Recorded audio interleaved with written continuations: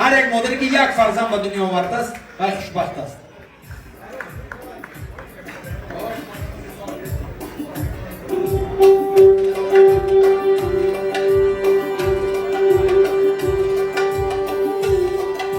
مادر چو آفتابی درخشان یگانه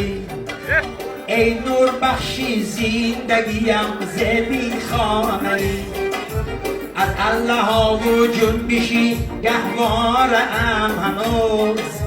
با هر بهانه یاد کنم به بهانه مادر یگانگی زبی خانه مادر یگانگی زبی خانه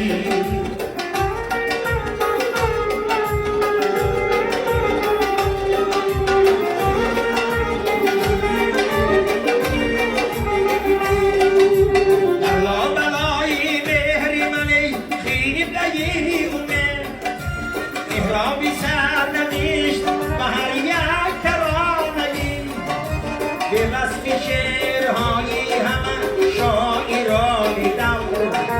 تا از آسمان و زمین جاویدانه‌ای جاویدانه‌ای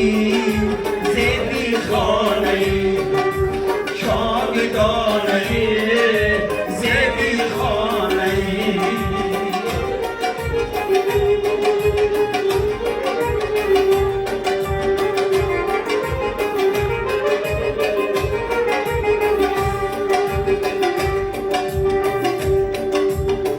خلا و دامنی مهرت نمیرسد به شیرینا مرحمتی شاعرانگی یمی فرشتگان که همه پیروانی تو یمی فرشتگان که همه پیروانی تو مادر تو لطفی خانی تو از تو نشانه